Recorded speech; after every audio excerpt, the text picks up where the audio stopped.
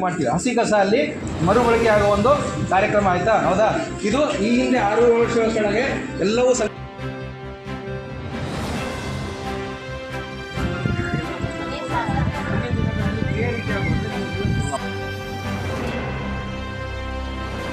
ಆರೋಗ್ಯವೇ ಭಾಗ್ಯ. ಕಸವನ್ನು ಎಲ್ಲೆಂದರಲ್ಲಿ ಬಿಸಾಡಬೇಡಿ, ಕಸದ ತೊಟ್ಟಿಗೆ ಹಾಕಬೇಕೆಂದು ಶಾಲಾ ವಿದ್ಯಾರ್ಥಿಗಳಿಗೆ ಪಟ್ಟಣ ಪಂಚಾಯಿತಿ ಆರೋಗ್ಯಾಧಿಕಾರಿ ಪ್ರಶಾಂತ್ ರವರು ಮಾಹಿತಿ ನೀಡಿದರು.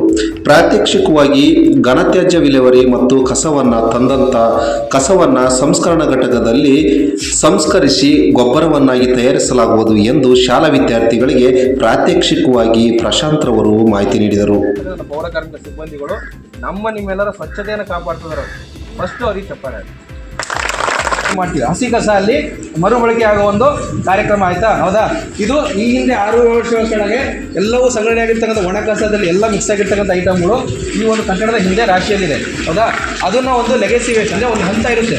4 ರಿಂದ 5 ವರ್ಷ 6 ರಿಂದ 7 ವರ್ಷ ಕೊಳ್ತಾದ್ಮೇಲೆ ಅದನ್ನು ನಾವು ಗೊಬ್ಬರದ ರೀತಿಯಲ್ಲಿ ಮಾಡಿ ಮರುಬಳಕೆ ಮಾಡಬಹುದು ಅಂತ ಹೇಳ್ಬಿಟ್ಟು ಹೇಳಿದಾಗ ಈ ಒಂದು ಮಿಷಿನನ್ನು ತಂದು ಇದೊಂದು ಕಾರ್ಯಕ್ರಮವನ್ನು ಪ್ರಾರಂಭ ಮಾಡಿದ್ದಾರೆ.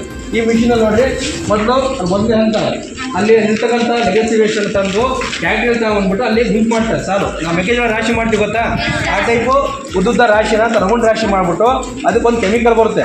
ಆ ಕೆಮಿಕಲ್ನ ಕಂಟಿನ್ಯೂ 2 ರಿಂದ 3 ದಿನ ಸಿಂಪಡಣೆ ಮಾಡಿ JCBಯಿಂದ ಅಥವಾ ನಮ್ಮ ಚಲಕೆಯಿಂದ ರೊಟೇಷನ್ ಮಾಡ್ತೀವಿ.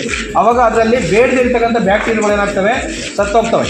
ಅದಾದಮೇಲೆ ಏನು ಮಾಡ್ತೀವಿ, ಅದನ್ನು 5 ರಿಂದ 6 ದಿನ ಬಿಟ್ಟು ಈ ಕಡೆ ಮಿಷಿನಲ್ಲಿ ಆ ಕಡೆಯಿಂದ ಬರ್ತಾ ಹಾಕಿದ್ವಲ್ಲ, ಆ ಮಿಷಿನಲ್ಲಿ ಆ ಕಡೆಯಿಂದ ಹಾಕಿದಾಗ JCBಯಿಂದ ಆಗಲಿ ಅಥವಾ ನಮ್ಮ ಲೇಬರಿಂದ ಹಾಕಿದಾಗ ರೊಟೇಷನ್ ಆಗಿ 3 ಕಡೆಗೆ ಬರುತ್ತೆ. ಫಸ್ಟು ಇದು ಮೇನ್ ಐಟಮ್. ಇದರಲ್ಲಿ ಎಲ್ಲ ವಿಧದ ಬರ್ತವೆ. ನಾವು ನೋಡಿ ಚಪ್ಪಲಿ, ನಮ್ಮ ಕಲ್ಲು, ಸಿಮೆಂಟ್ ಕಲ್ಲು, ಬ್ರ್ಯಾಂಡಿ ಶಾಪ್ ಬಾಟ್ಲಿಗಳು, ನಮ್ಮ ಪೆಟ್ ಬಾಟ್ಲಿಗಳು ಏನೇ ಇರಲಿ, ಯಾವುದೇ ರೀತಿಯ ದೊಡ್ಡ ಗಾತ್ರ ಇರ್ತಕ್ಕಂಥ ಐಟಮ್ಗಳು ಏನೇ ಇದ್ರೂ ಕೂಡ ಇಲ್ಲಿ ಕೆಳಗಡೆ ಬಂದು ಬಿಡ್ತವೆ. ಅಲ್ಲಿ ನೋಡಿರಿ ಮಿಡ್ಲಲ್ಲಿ ಅಲ್ಲಿ ಬರೀ ಕಲ್ಲುಗಳಿದ್ದಾವೆ. ನಮ್ಮ ಜಲ್ಲಿ ಕಲ್ಲುಗಳು ಹಾಕ್ತವಲ್ಲ ನೋಡಿದ್ದೀರಾ, ಆ ಟೈಪ್ ಐಟಮ್ಗಳು, ಅದರಲ್ಲಿ ಸಣ್ಣ ಪುಟ್ಟ ಐಟಮ್ಗಳು ಮೀಡಿಯಮ್ ಅದು ಬರ್ತವೆ. ಇವೆರಡು ಆಗಿ ಉಳಿದಿರ್ತಕ್ಕಂಥ ಸಣ್ಣ ಕಣಗಳೇ ನೋಡಿ ಈ ಮಣ್ಣಿನ ರೂಪದಲ್ಲಿ ಇದೆ ಮರಳು, ಅದ್ರ ರೂಪದಲ್ಲಿ ಬರದೆ ಇದು ನಮಗೆ ಕೊನೆಯಲ್ಲಿ ಸಿಗತಕ್ಕಂಥ ಗೊಬ್ಬರ. ಅರ್ಥ ಆಯ್ತಾ? ಈ ಗೊಬ್ಬರವನ್ನು ನಾವು ನರ್ಸರಿಗಳಿಗೆ ಬಳಸ್ಬೋದು. ನಮಗೆ ಇರ್ತಕ್ಕಂಥ ನಾವು ಹೊಲದಲ್ಲಿ ಬೆಳೀತಕ್ಕಂಥ ಯಾವುದಾದ್ರು ಬೆಳೆಗಳಾಗಿರ್ಬೋದು ಅಥವಾ ಇದು ತರಕಾರಿ ಬೆಳೆಗಳಾಗಿರ್ಬೋದು, ವಾಣಿಜ್ಯ ಬೆಳೆಗಳಾಗಿರ್ಬೋದು, ಯಾವುದೇ ಥರ ಬಳಸ್ಬೋದು. ಅದಕ್ಕೆ ಕೆಲವೊಂದು ಲಿಮಿಟಲ್ಲಿ ಬಳಸಬೇಕು. ನಾವು ಅದನ್ನು ಸ್ಯಾಂಪಲ್ಸ್ ಆಗಿ ಕೆಲವೊಂದು ರೈತರುಗಳು ಕೇಳಿದವರಿಗೆ 5 ಚೀಲ 10 ಚೀಲ ಗಟ್ಟೆ ನಾವು ಆಲ್ರೆಡಿ ಕೊಟ್ಟಿದ್ದೀವಿ. ಇದು ಡೈಲಿ ಪ್ರೊಸೆಸ್ ಇಲ್ಲಿ ನಡೆಯುತ್ತೆ.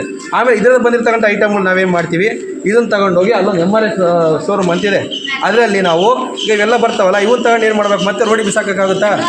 ಮತ್ತೆ ಇದನ್ನು ರೀಸೈಕಲ್ ಮಾಡ್ಬೇಕು ತಾನೆ. ನಮ್ಮದು ಘನತ್ಯಾಜ್ಯ ವಿಲೇವಾರಿ ಘಟಕದ್ದು ಏನು ಅಂದರೆ ಬರ್ತಕ್ಕಂಥ ಹಸಿ ಕಸ ಒಣ ಕಸನ ನಾವು ಅದನ್ನು ಮರುಬಳಕೆ ಮಾಡಿ ದಿನನಿತ್ಯ ಬರ್ತಕ್ಕಂಥ ಕಸವನ್ನು ಮತ್ತೆ ವಿಲೇವಾರಿ ಮಾಡೋದಕ್ಕೆ ಒಂದು ದಾರಿ ಮಾಡ್ಕೊಳ್ತಕ್ಕಂಥ ಜಾಗ. ನಿಮಗೆ ಯಾವುದೇ ಶಾಲೆಯಲ್ಲಿ 1ನೇ ಕ್ಲಾಸಿಂದ ಓದಿಸಿ ಪಾಸ್ ಮಾಡಿ ನೆಕ್ಸ್ಟ್ 2ನೇ ಕ್ಲಾಸಿಗೆ ಕಳಿಸ್ತಾರೆ, 3ನೇ ಕ್ಲಾಸಿಗೆ ಕಳಿಸಲ್ಲ. ಅದೇ ರೀತಿ ಡೈಲಿ ನಾವು ಇಲ್ಲಿ ಬರ್ತಕ್ಕಂಥ ಕಸವನ್ನು ಅವತ್ತೇ ನಾವು ಸಂಸ್ಕರಣೆ ಮಾಡಿ ಮುಂದಿನ ದಿನದಲ್ಲಿ ಬರ್ತಕ್ಕಂಥ ಕಸ ಸಂಗ್ರಹಣೆ ಮಾಡ್ಕೊಳ್ಳೋದಕ್ಕೆ ಒಂದು ಜಾಗವನ್ನು ಮಾಡಿಕೊಂಡು ಅದನ್ನು ಉತ್ತಮ ರೀತಿಯಲ್ಲಿ ಬಳಕೆ ಮಾಡ್ಕೊಳ್ತಕ್ಕಂಥ ಒಂದು ಕೇಂದ್ರ ಸ್ಥಾನ ಇದು ಡಸ್ಟ್ಬಿನ್ ಸೈಟ್ ಅಂತ. ಅರ್ಥ ಆಯ್ತಾ? ಇದು ನೋಡಿ, ಇದರಲ್ಲಿರ್ತಕ್ಕಂಥ ಎಲ್ಲ ಐಟಮ್ಸ್ಗಳು ಇದಾವೆ. ಎಲ್ಲ ಅಂಶಗಳನ್ನು ನಾವು ವೆಹಿಕಲಲ್ಲಿ